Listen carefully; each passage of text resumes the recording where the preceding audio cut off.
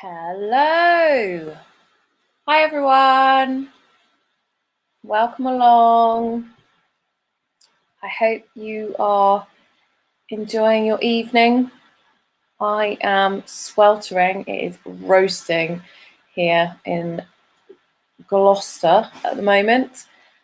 So I am just going to give everybody a chance to find the live and get on the live before I start. This is a live presentation just to give you a bit of an insight into the dog sports belts and lines for canicrossing. So we're just going to go through a few basic things. It'll probably be a bit quicker than the last one that I did last month on the dog harnesses, just because I don't have quite so much to say about belts and lines, but it's still something that I get asked quite a lot. I think people worry that there's more to it than there is perhaps, and they want to make the right decision, which is completely understandable because some of the pieces of equipment are quite expensive. So I'm just going to run through a few of the options and why you might choose them, and just give you a little bit of advice on, why you might choose which for what. So in a minute, I'm just going to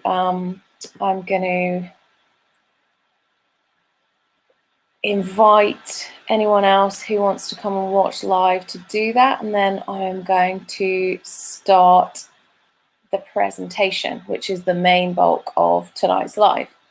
So I'm going to talk you through that. And to begin with, I'm going to share my screen. So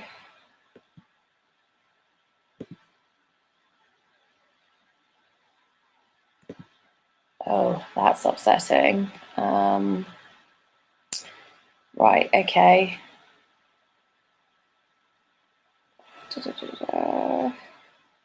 It's saying that I can't share my screen. Bear with me one moment.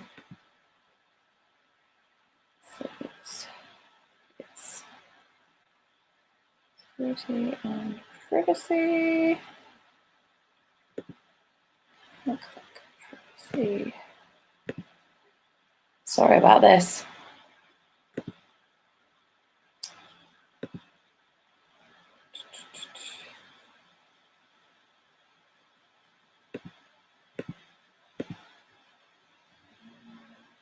It is not letting me share my screen. Screen recording. There's always something with technology, isn't there? There we go. Let's see if that works. Let's see if that works.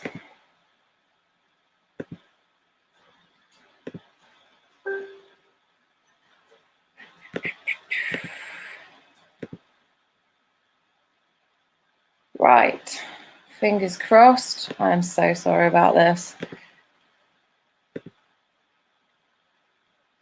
Right, what I'm just going to do, hopefully you can see that, and I can't see whether you can see that or not, so I'm going to come out of it just for a second. And can you let me know if you can see that in the chat? Could you see my screen then when I shared it? If you can, then I'm going to go ahead and share that screen again. If anyone can just give me, if anyone can comment and just say that you could see that screen. I'm so sorry about this. There's always something with technology.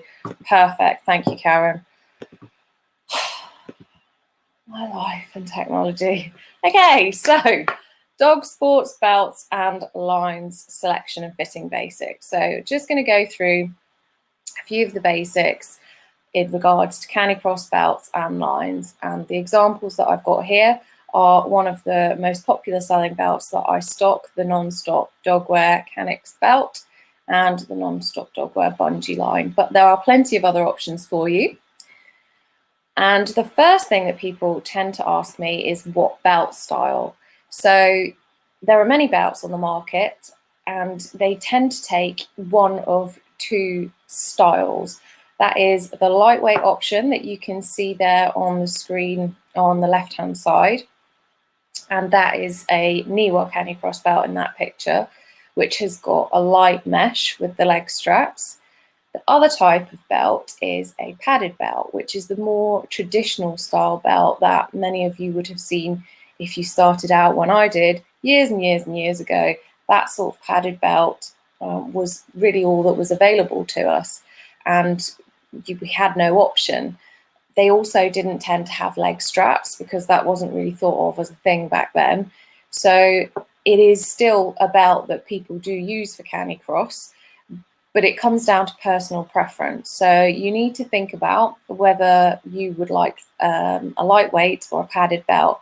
Obviously, with a padded belt, you've got more options generally for a bigger pocket, or to add things onto the belt to carry water or poo bags or keys or phone, that sort of thing. However, most of the lightweight belts do still have an option for putting your phone or keys or whatever it is you need to take that's pretty small with you. They usually have a pocket on the back too.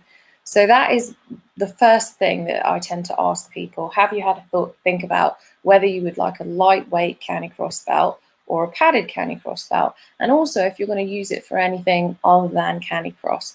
So you might be looking at it for a walking belt as well, in which case you might want to go for a more padded option.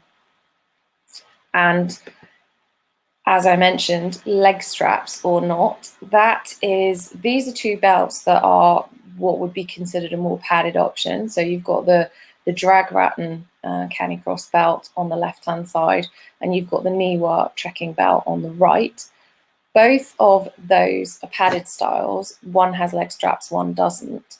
Some of them have removable leg straps. And I often get asked the question, do the leg straps rub? Because they look like they should be uncomfortable.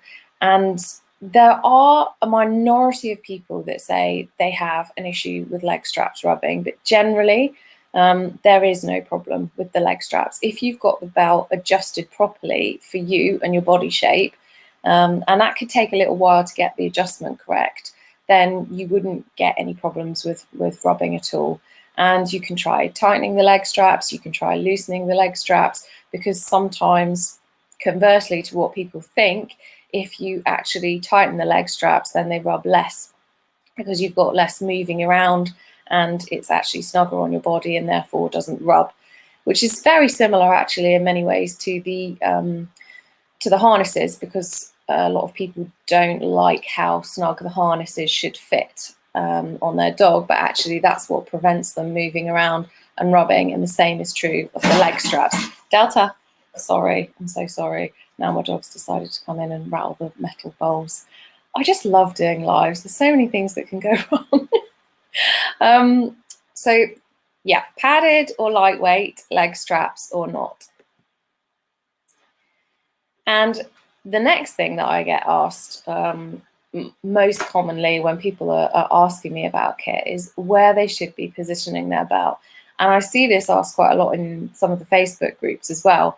So where to position your belt on your body is something that I think quite a lot of people get wrong to begin with. I've got photos of me when I started out canicrossing, and I've got my big, thick, chunky waist belt high up on my waist, and it was more comfortable than obviously running with a lead in my hand or anything like that, but it was still causing me issues in my lower back. So I just slid it down. I just loosened the belt off a little bit and slid it down. And the more you sort of learn about the canicross belts, they're called waist belts, but in reality they should be called hip belts, because that's really where you want them positioned.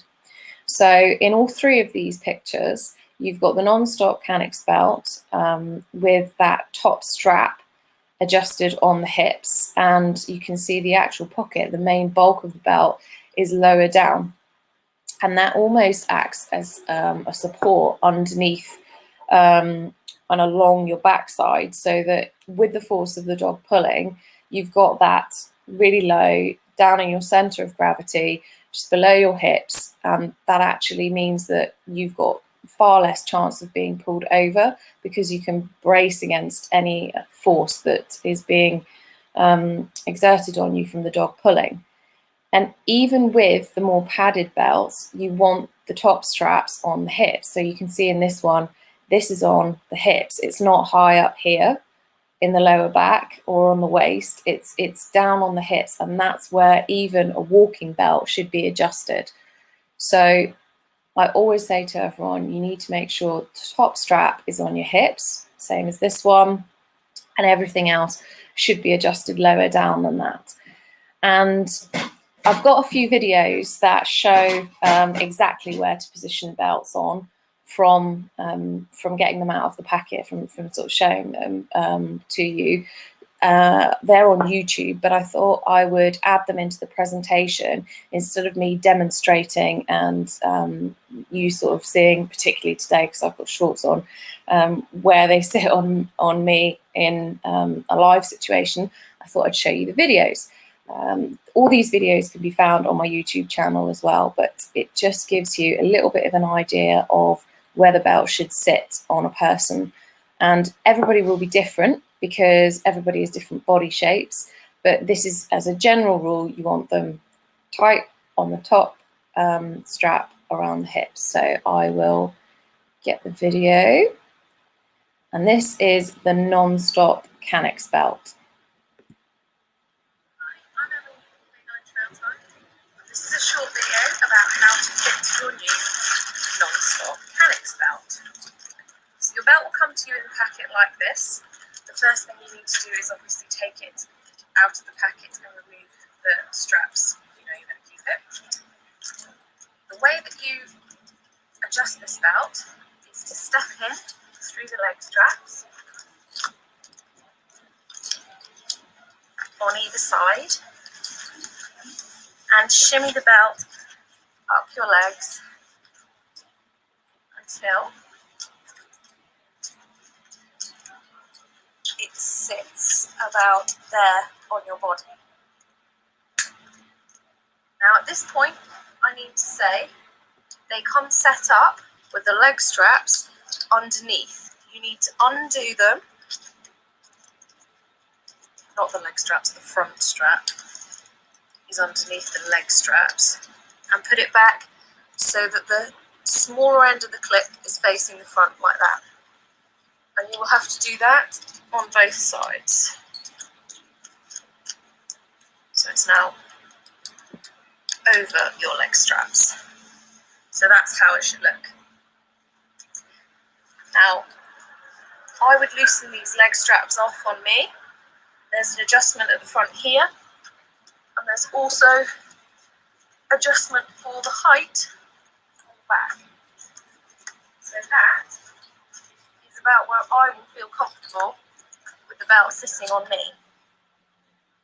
You need to tighten up the waist strap.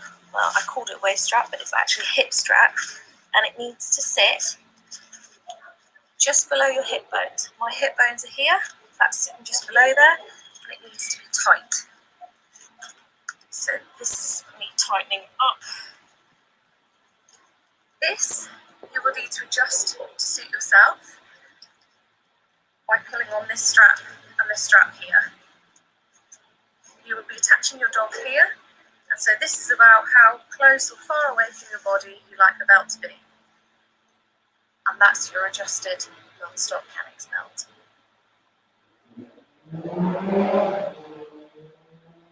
Featuring my dogs in there. I am so sorry also if you can hear any background noise. All my neighbours have decided to do things this evening in their gardens because it's hot, and apparently they'd also like to race cars up and down the road. So I apologise if you can hear any background noise as well, but I can't shut the door because it's so hot. The next belt that I am going to show you the video for, Delta please, Delta, is the Niwa Canicross belt. So this is another one of my most popular Canicross belts, and it's just slightly different from the NonStop Mechanics belt because it doesn't have as much adjustment, and it looks slightly different in terms of where it sits on the body. So this is another useful video to show as a guideline in case you've got a belt that doesn't look like the NonStop Mechanics belt, but looks more like the Niwa Canicross belt. This is how it should be adjusted on your body. Hi, I'm Emily from K9 Trail Time, and this is a short video about how your Niwa Canicross belt should fit. So this is your Niwa Canicross belt. It will arrive with all the tags on like that. First thing you need to do is take the tags off.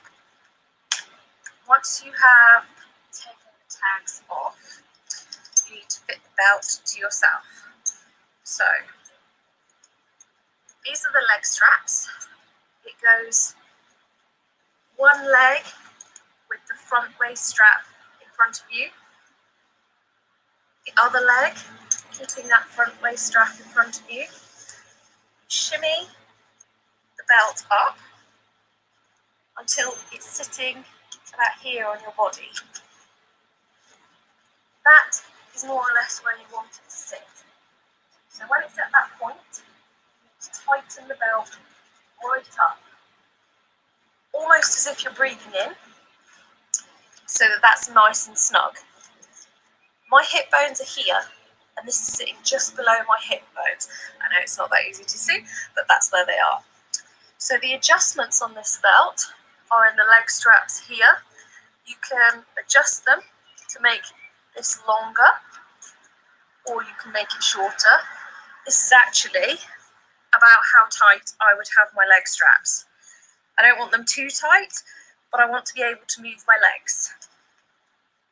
This on the Niwa sits underneath the leg strap, and you can alter this depending on how you feel you'd like the pull of your dog to be. So this line here, this ring here, is where your line attaches to. And so you change the length of this to accommodate where the pull is on your body. So that's the Niwa Canicross belt. Hopefully that gives you an idea of a different style of lightweight belt and how it fits. So the last actual belt fitting video is more the traditional style that I talked about that everybody sort of started out with, but when there wasn't other options, this was the only option. I'm not saying that it's not an option for people now, because a lot of people do still like the more padded belts, but it's not as commonly seen, particularly with people that are canicrossing a lot or going out racing, just because it's got more padding. So it's a heavier belt naturally by its design, and people don't like sort of having that big area across their body if they're going to sweat a lot. So although this is a good one to demonstrate where the belt should fit, it's not as popular, I don't think, in terms of a first choice for a canicross belt for people that are going out a lot. But that said, people do prefer sometimes having more padding because they feel like there's more stability. Belts are very much a personal choice, and you don't have to go on what you've been told is the best for somebody else. You just have to choose what's best for you. So this is a little video on how to fit the NonStop trekking belt. Hi, I'm Emily from K9 Trail Time, and this is a short video on how to fit your NonStop trekking belt. So you've got a waist piece and leg straps that are adjustable. So if you undo all of those and pop the waist piece around, it needs to go low. I see some people wearing it high up here. That's not correct. It needs to be nice and low on your hips. So when it's in the right place, you need to adjust it really tight so that that's sitting snug and low on your hips. My hip bones are here, so the strap is just below my hip bones. Once you've got that in place, you can put your leg straps in and adjust them to what feels comfortable. I have mine so that I can get about a hand in there. I've got enough room to move my legs, but they're not loose. So that's fitted on me. Now, the NonStop trekking belt has a D-ring and hook system for the line attachment. So what you need to do is take the handle of your line, thread it through the D-ring and over the hook. And when pulled tight, that will then create a secure way to have your dog attached to you. But it does mean that you can quick release if you need to. That won't just jump off on its own when you're running along, but it is easy to get off if you need to. And that's the non-stop tracking belt.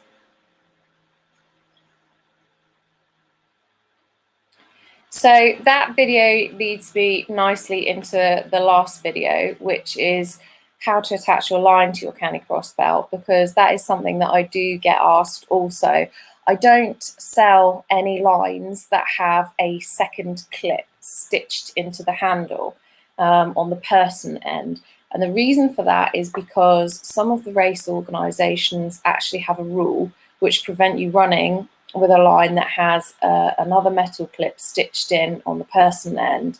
The reason for that is because basically if your dog got loose with that metal clip banging around behind them, there's a potential for that clip to get caught on something and potentially hit another dog or a person or your own dog and cause some damage. So the general thinking with that rule is that if you've just got a piece of webbing or material, it's not going to cause as much damage. So I don't actually at Canine Trail Time sell anything that is stitched in on the person end.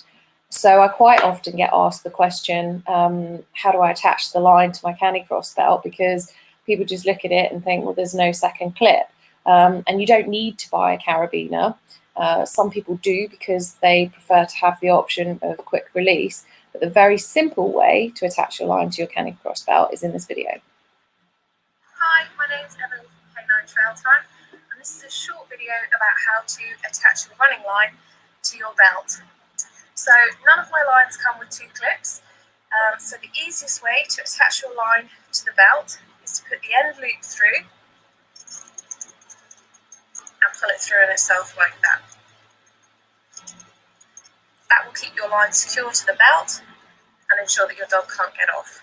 If you want quick release, you can use a climbing grade carabiner, but most people just do this to attach their line to their belt. Simple and effective. So to undo it, you literally just reverse that then, and your line comes away.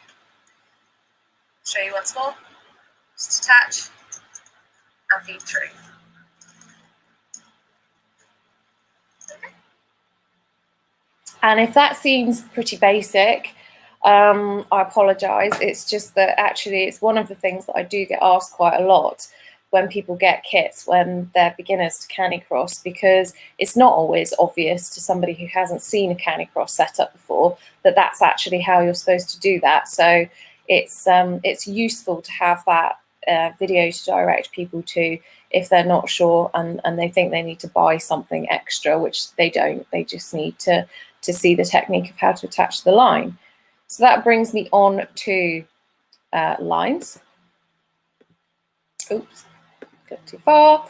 There's not a massive amount to say about lines in terms of Canicross, but there are some slightly different styles, and obviously you do get different line lengths. So people often say, well, I don't know what line length I'd like, and I can't, it's a personal choice. Very much the harness is dependent on the dog and the individuality of the dog's shape, the dog's size, how the dog moves, if the dog's a puller or not. Belts and lines are about the person and what you actually want the kit for. So I say to people, well, what are you actually going to be using the line for? Is it for trail running? Are you always going to be out in open countryside? Are you going to be next to roads at any point? Do you need to, is your dog reactive? Do you need to pull them in a little bit at times if you meet somebody? Because all of these things can affect what line length you use. I actually train my dogs to Canicross with a bike jaw length line, which is standard 2.7, 2.8 stretched. And the reason for that is because I like them to be independent of me. I like them to learn to run out in front of me without being close to me. But I know that quite a lot of people, when they're starting out, prefer to actually have the shorter line and what is known as a park run line. And the reason that it's called a park run line is because when park run allowed dogs to take part, I mean, they do still allow dogs to take part, but when they first started allowing dogs to take part, they had a bit of a problem with canicrosses having their standard 2 meters stretched. And it is important to say that that's a stretch length, because obviously they're slightly shorter when they're not being pulled, but the bungee makes them 2 meters. And people were getting problems with being tripped up by canicrossers. And so Parkrun said, we'd love to still have you here at our event, but we'd like you to run with a shorter line so that, you know, you're not causing any problems for anyone who's running. And you're in quite a big group at times with Parkrun. So the Parkrun length line was born, and that is 1.2 meters stretched. They're often about 90 centimeters when they're unstretched. And that can be really useful if you need more control of your dog, if you do have a dog that you know is reactive in certain situations, or you are potentially running next to hazards such as a road, or if you're running through a field with livestock in it and you don't want them to be able to have a long range, because 2 meters stretched is actually quite a long range if your dog is going to decide to you know, go after something. So you do have that bit more control with a shorter line. And generally people will sort of say, oh no, I'm fine with a longer length, or oh no, I definitely want the shorter length. And some people now go for a mid-length line, which is usually about 1.6 meters stretched. It can vary depending on the manufacturer, but my own trail lines are 1.6 meters stretched. So short 1.2, mid 1.6, long 2 meters. And if you want to canicross in any of the international races, they do require you to be running with a standard or long length canicross line, which is the 2 meters stretched. So you do need to bear that in mind, depending on what you want to do. If you're thinking that you're going to be racing, then you will need to be able to run your dog on a standard length line if you want to take part. But most normal UK-based races don't have a specification on line length, so you're fine with whatever suits you best. What are the benefits? Well, I've kind of gone through that already, but just in terms of long, you've got the opportunity for your dog to be a bit further away from you, so you can use that as a training tool. So you know, you're talking through your voice cues, and if you've got them on a longer length line, they've obviously got more independence, and you can test those voice cues in a better way if they're not so close to you, because they're not going to feel you moving as much as they would as if you had them on a short line. The short line benefits are that you've got them closer to you. Sometimes if you've got a really small dog on a short line, they can obviously be quite close underneath your feet, but that will also depend on what your belt setup is. As I showed in the other videos, you've got the adjustment at the front of the canicross belt on some of them, so that you can decide how far away from your body the actual attachment point is with the sliding attachment. And so if you can make that long, then sometimes it doesn't matter if you've got a short line with a smaller dog. But you need to sort of balance all these things up, and it's a matter of trying them out and seeing what works for you. I now find that I've run 4 different dogs on different lines at different times. So sometimes I will have to have all 4 with me, and they are all on different length lines. I always have my strongest puller out front on the longer line. I always have my weakest puller closer to me on the shorter line, so that if they do drop back, there's not any line for me to trip over. And my strongest dog, who knows all the voice cues, knows directions, is out front on that longer line and out of the way of the others. And the others tend to be sort of somewhere in the middle, wherever they can sort of fit in running 4 dogs. Wouldn't advise running with 4 dogs, but at times I have had to attach 4 dogs to me when I'm out, because I have 4 dogs, and there are times when they all need to be attached. So I would generally have them on different length lines. But you can get 2 dog lines, And the 2-dog lines are, generally speaking, longer than a mid or a short length canicross line. They tend to be the long, the 2 meters stretched or longer, because the theory being is that if you're running with 2 dogs, you don't want them under your feet, you don't want them tripping each other up, so you give them a bit more space by making that 2-dog line a little bit longer. So you can get shorter 2-dog lines. You can even use things like couplers on a short line to make it shorter than a standard 2-dog line. But it's really, again, a case of sort of trying things out, seeing what works for you and your dog, and seeing if you like running dogs on a 2-dog line. I always used to run my original pair together on a 2-dog line because they were very evenly matched, and so it didn't make any difference to me with them being on 2 separate lines, other than the fact that they could move further away from each other. So a 2-dog line kept them closer because the split was shorter than if they were on 2 separate lines. And so I always just ran them as a pair on a 2-dog line.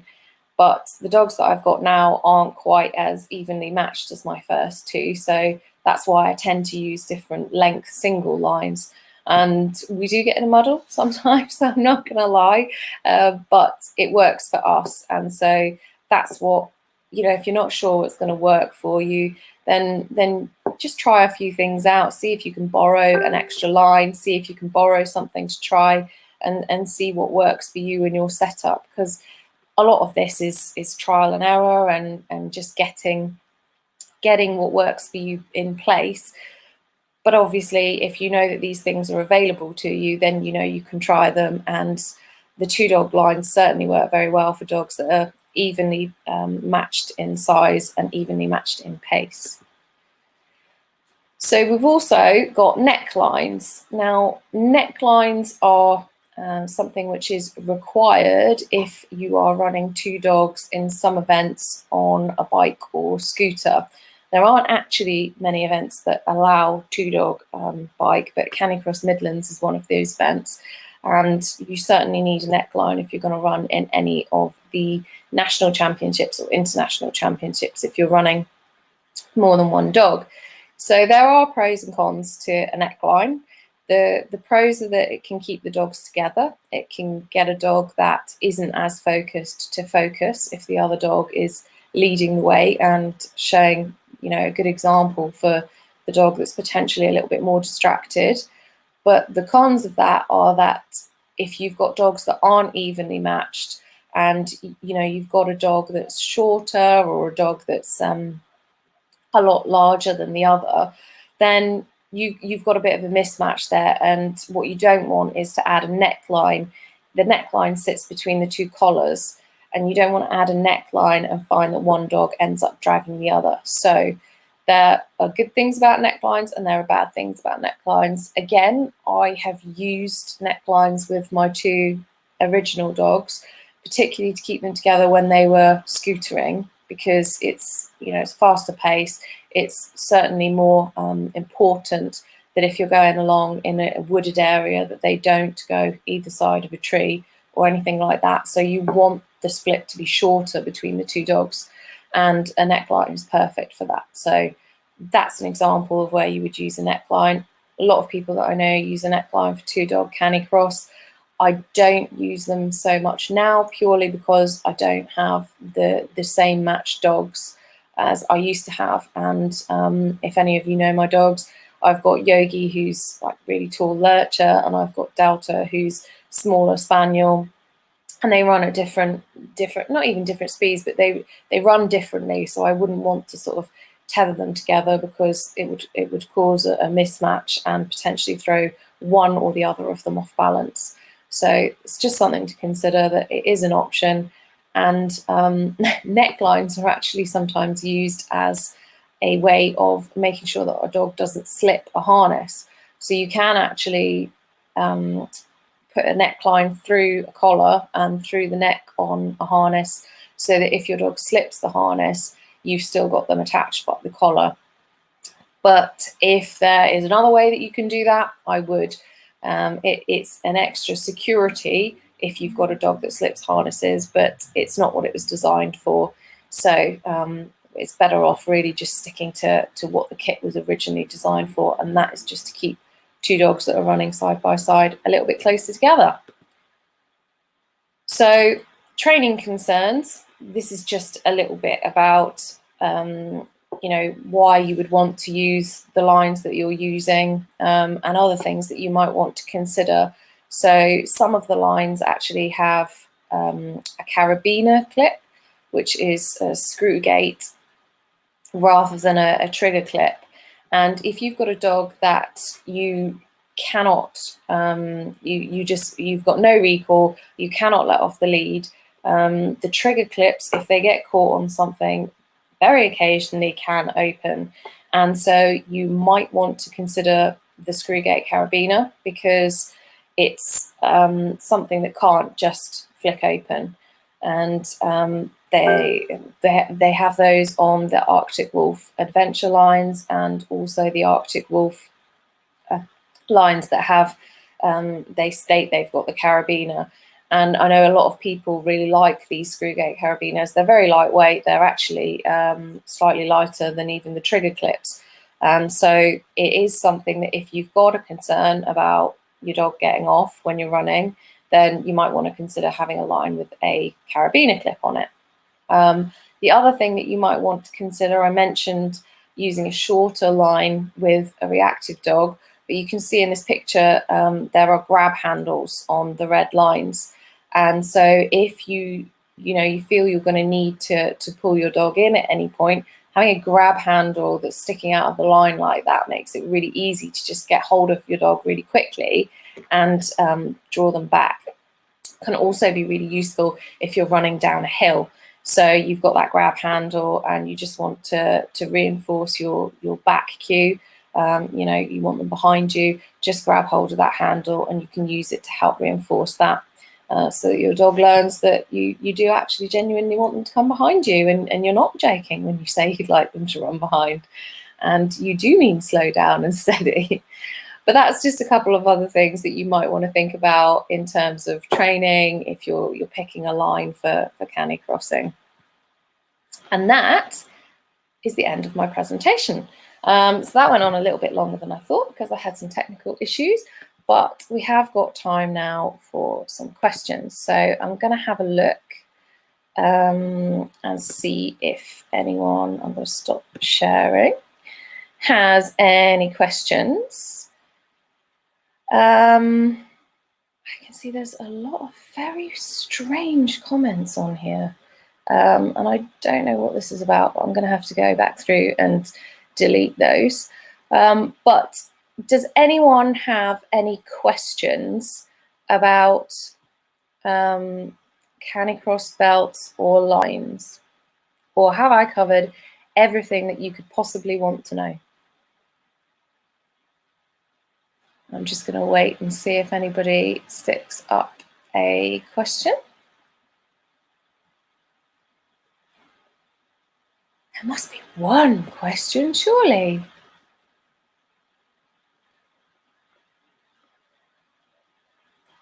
Okay, well, I'll leave it another couple of minutes. But what I would just like to say is that I am going to be doing, I'm going to be doing a sort of learning the basics of canicross coming. I was going to do it next month in August, just so that there was something every month, but I actually don't feel that it would be a particularly good time of the year to be talking to people about starting to run with their dogs. It might be something that you are thinking about, and I do really want to help people, start learning to canicross. But I felt that basically August was not a good month. In fact, this is not a good time right now while it's really hot. So I'm going to postpone that until September. But if you have a look out, I'm going to be posting in the Facebook and on the Facebook page all about how you can get involved with that. And it's basically another free training, but it's going to take place over 5 days, and it's going to tell you all about how to get started canicrossing. So if you know anyone that wants to start canny crossing with their dog, then tell them to jump on the Canine Trail Time Facebook page, because I am going to be setting up a 5-day free training in September, and we're going to go through all the different aspects of how to get started, from you know, what to look for before you begin, go through the kit in a little bit more detail, and also, you know, training, where to go canny crossing, and anything else that you want to know sort of going forward if you want to, you know, start upping your distance or something like that. So we're going to cover quite a lot, and that's going to be in September. So keep an eye on the Facebook page. Do let me know if you've got any questions about belts and lines afterwards, because I'm always happy to help, you know, people choose their kit. I have been doing that today. There's been people emailing me, asking me bits and bobs. So I'm always happy to help people get involved in this fantastic sport. And like I say, keep an eye on the Facebook page, because we will be doing something in September which will be quite fun and hopefully give loads of information to anyone that's wanting to get started. So if nobody has any questions, everyone has said that it was all very comprehensive, so I'm really glad. That's quite a good thing, I suppose, in a way. And I apologise for the tech issues at the beginning. Also apologise for my dog in the background, who decided to lick the metal bowl, which I eventually lifted off the floor because she kept going to do it. She has been fed. I do feed my dogs. And yeah, thank you for joining me. Thank you for your comments, and keep an eye on the Facebook page. And I will hopefully see you all at the training in September. Thank you very much. Bye.